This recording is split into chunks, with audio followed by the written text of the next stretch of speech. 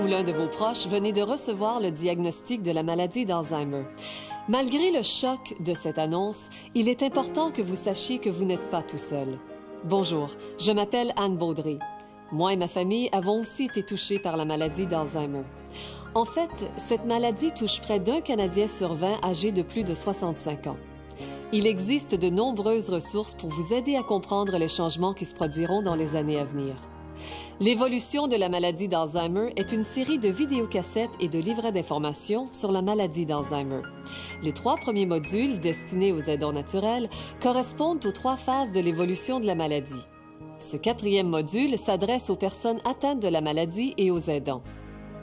Dans ce programme, nous examinons les effets de la maladie d'Alzheimer sur le cerveau, les parties du cerveau qui commandent nos actions et nos pensées et les conséquences de la mort des cellules nerveuses sur le comportement de la personne atteinte.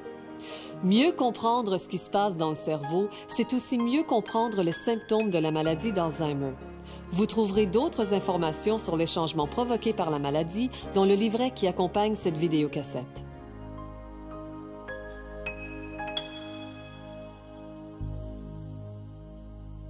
L'évolution de la maladie d'Alzheimer est progressive, c'est-à-dire que l'état de la personne atteinte s'aggrave avec le temps. Actuellement, ses causes sont inconnues. Il n'existe pas de traitement curatif, mais il y a des traitements pour soulager certains symptômes. Pour mieux comprendre la maladie, il est important de savoir que les modifications de comportement peuvent être liées à des altérations spécifiques du cerveau. Bien que les symptômes puissent varier d'une personne atteinte à l'autre, l'évolution de la maladie est généralement prévisible. Des progrès importants ont été réalisés ces dernières années dans la recherche sur la maladie d'Alzheimer. Les connaissances plus approfondies du cerveau et de sa chimie devraient permettre des avancées spectaculaires dans le diagnostic et le traitement de cette maladie.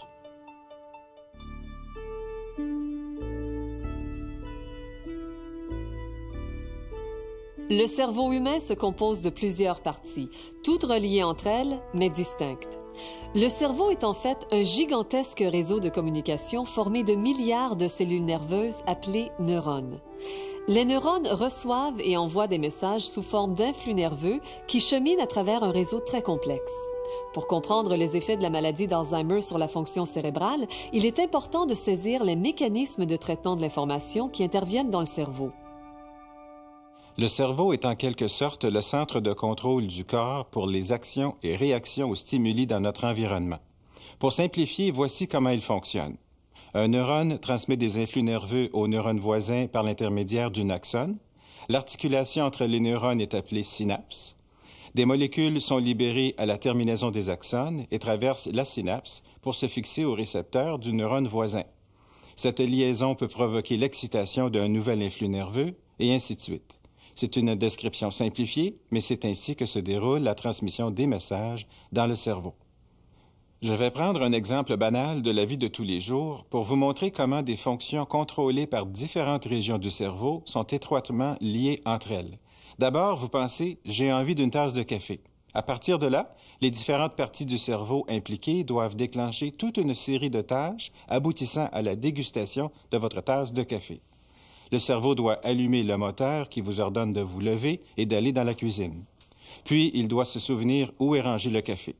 Vous devez reconnaître la boîte à café et comprendre qu'il y a une relation entre l'étiquette et le contenu de la boîte. Vous devez mémoriser et comprendre une séquence complète d'actions à effectuer pour préparer le café.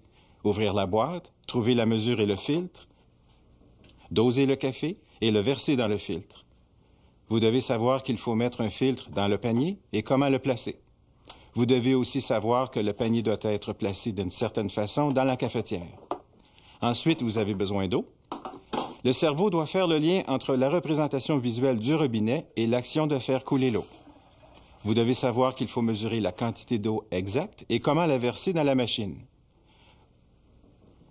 Vous devez allumer la cafetière, attendre que le café se fasse, savoir quand l'opération est terminée avant de verser le café dans un bol ou une tasse.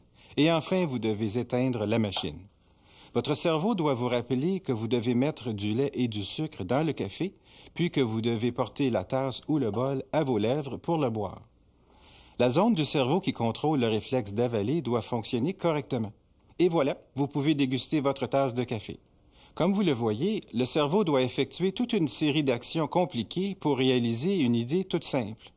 La maladie d'Alzheimer altère non seulement la capacité d'un individu à commencer et à exécuter une opération comme celle que je viens de vous décrire, mais également sa capacité à percevoir la nécessité d'une telle opération.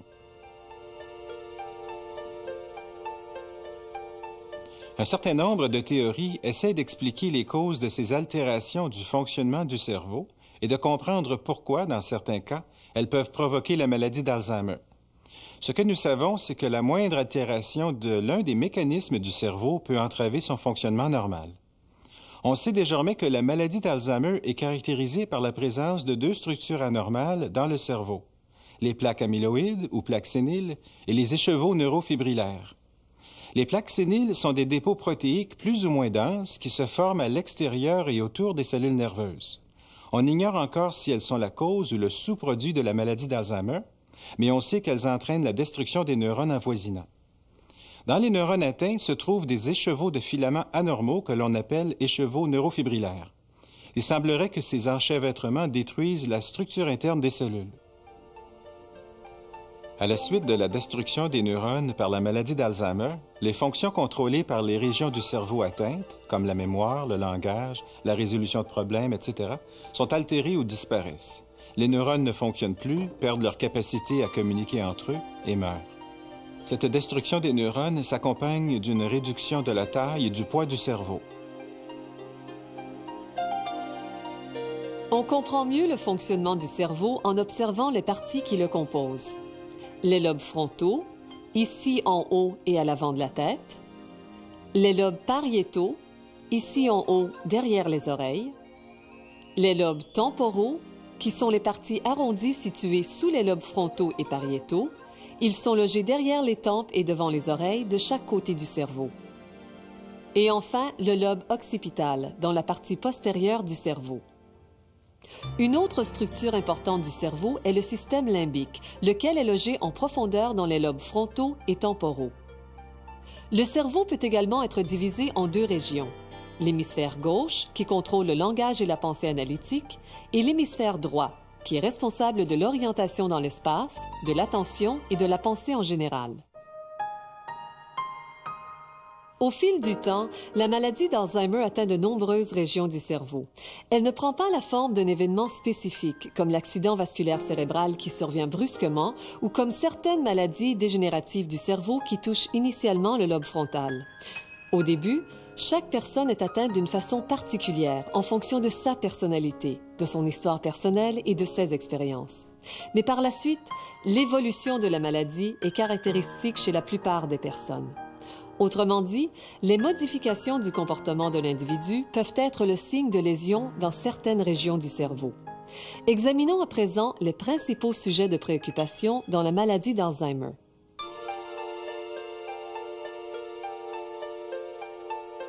Le système limbique intervient dans les émotions et la mémoire. Il relie les différents lobes du cerveau entre eux, leur permettant d'établir la connexion entre les souvenirs et le comportement.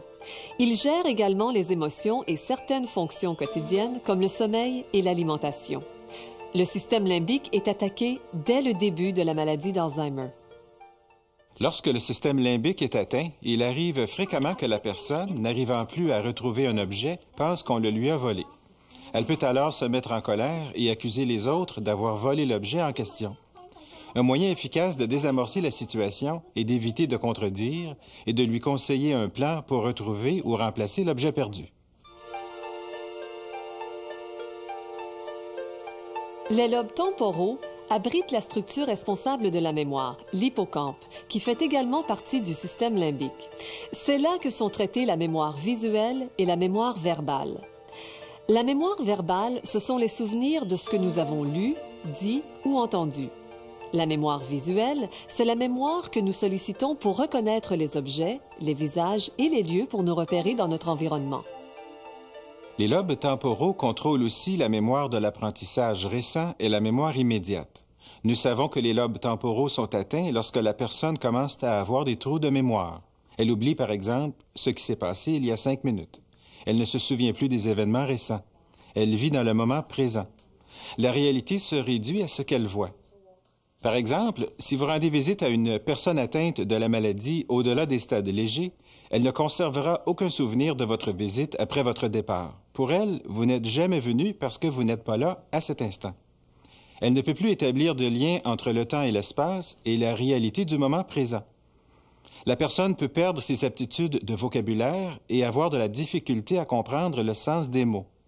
Elle peut se rendre dans un lieu familier et ne plus se rappeler comment elle s'y est rendue, ni comment rentrer chez elle. Les lésions de la région temporale occipitale dans les deux hémisphères peuvent également provoquer une agnosie, c'est-à-dire l'incapacité de reconnaître des visages, des objets et des endroits connus.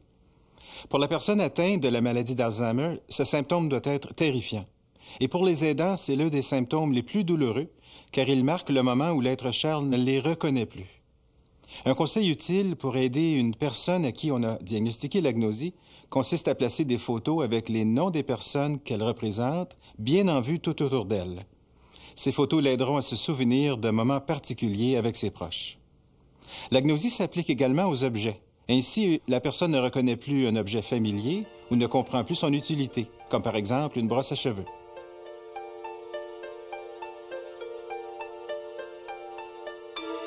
Les lobes pariétaux nous aident à organiser des tâches dans un ordre cohérent, comme par exemple s'habiller. Ils sont impliqués dans notre capacité à utiliser des outils ou effectuer des tâches dans un ordre logique, comme démarrer et conduire une voiture. La perte de cette capacité est nommée apraxie. Les lobes pariétaux contrôlent aussi notre faculté à comprendre des informations spatiales, par exemple le lieu précis où nous nous trouvons et l'emplacement des lieux et des objets. Cette région du cerveau nous permet de structurer les données perçues de manière à nous repérer dans l'espace. L'une des fonctions les plus importantes de notre vie quotidienne est la communication, qui dépend de notre faculté à gérer les structures et les schémas du langage oral et écrit. Le lobe temporal gauche intervient dans la mémorisation du sens des mots, alors que le lobe pariétal gauche nous permet d'utiliser les mots correctement. Lorsque le lobe pariétal gauche est atteint, la personne mélange les mots et les utilise à mauvais escient, ne comprend pas ce que disent les autres, utilise des généralités plutôt que des détails dans son discours et ne peut plus écrire clairement. Un autre exemple est le calcul mental qui exige d'utiliser des chiffres dans un ordre donné. Lorsque la région pariétale de l'hémisphère gauche est atteinte, la personne est incapable de compter son argent, de payer ses factures ou de s'occuper de son compte en banque. Si c'est le lobe pariétal droit qui est atteint, on remarque l'apparition de certains symptômes, comme perdre son chemin facilement et la difficulté à s'habiller. Le lobe frontal est la région du cerveau où nous prenons des initiatives, planifions et organisons nos actions. C'est la région qui nous permet d'anticiper afin de pouvoir planifier des tâches et définir des moyens d'atteindre nos objectifs. C'est aussi la zone initiatrice, celle qui nous met en marche, pour ainsi dire, et nous fait exécuter une activité ou un plan. Par exemple, si la personne vous semble apathique, désintéressée ou se désintéressant rapidement d'une tâche, il faut l'aider à commencer cette tâche. Sinon, elle se contentera de rester assise sans rien faire et sans réagir aux autres. Cette absence d'initiative ou incapacité à se mettre en marche se manifeste dans de nombreuses activités quotidiennes et peut être une source de frustration et de gêne pour la personne atteinte de la maladie et sa famille. Elle se replie sur elle-même et abandonne ses passe-temps et toutes ses activités. On peut également trouver un comportement inverse où la personne capable de commencer une activité est incapable de s'arrêter. Dans de nombreux cas, elle répète son action à l'infini. La surface basale orbitaire des lobes frontaux est la région du cerveau qui contrôle nos valeurs et notre comportement en société. C'est la région qui nous permet de comprendre la portée de nos actions et ainsi de savoir si elles sont adaptées à la situation. Lorsque cette région est atteinte, nous perdons cette compréhension et la faculté de contrôler nos actions sociales. Nous perdons toute inhibition. Ainsi, par exemple, le contrôle social normal qui nous empêche de piquer dans l'assiette du voisin ne fonctionne plus. Lorsque la surface basale orbitaire est atteinte, on observe aussi des symptômes comme le vol à l'étalage ou des comportements sexuels déplacés. Le sujet peut aussi avoir de la difficulté à interpréter les sentiments des autres ou leur réaction à ses propres faits et gestes. Cela peut être particulièrement difficile pour les aidants lorsque la personne pense qu'elle a effectué une tâche correctement et que c'est l'aidant qui s'est trompé. C'est le résultat de l'altération de la capacité d'un individu à contrôler son propre comportement. La personne peut aussi être facilement distraite, abandonnant soudainement une activité. Le lobe occipital contrôle la vision, la faculté de voir et d'associer les couleurs, les formes, les angles et les mouvements de manière intelligible. Si la région corticale visuelle est atteinte dans l'hémisphère gauche, par exemple, la personne perd sa vision périphérique droite. Bien que le lobe occipital ne soit pas directement touché dans la maladie d'Alzheimer, les zones visuelles voisines qui nous permettent d'associer les éléments de la vision peuvent être atteintes, ce qui entraîne des troubles de la perception inhabituels, comme par exemple une perte de la perception de la profondeur ou l'incapacité de percevoir le mouvement.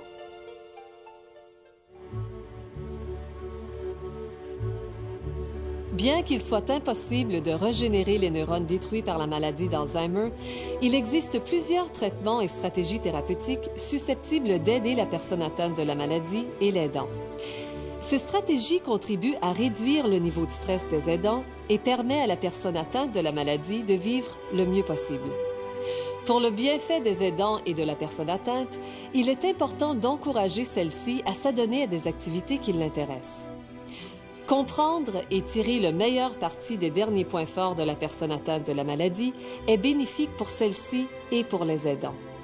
Il est également important que les aidants modifient leurs attentes, ce qui contribuera à réduire le stress de tout le monde. Le livret qui accompagne ce programme offre des informations complémentaires sur la relation entre le cerveau et le comportement et sur les moyens de s'adapter aux modifications occasionnées par la maladie. Pour en savoir plus sur la maladie d'Alzheimer, la documentation disponible et les groupes de soutien, appelez votre société Alzheimer régionale ou consultez notre site web à www.alzheimer.ca. Si vous avez besoin d'aide pour trouver le bureau le plus proche de chez vous, appelez la Société Alzheimer du Canada au 1-800-616-8816. La mémoire, ce n'est pas tout, vous savez. Les personnes atteintes de la maladie d'Alzheimer peuvent encore trouver du plaisir et des satisfactions dans leur existence. L'évolution de la maladie d'Alzheimer est une longue route, mais rien n'oblige à vous la faire seule. Il existe de l'aide aussi bien pour les personnes atteintes que pour les aidants. Merci d'avoir été des nôtres. N'hésitez pas à nous contacter. Nous sommes là pour vous.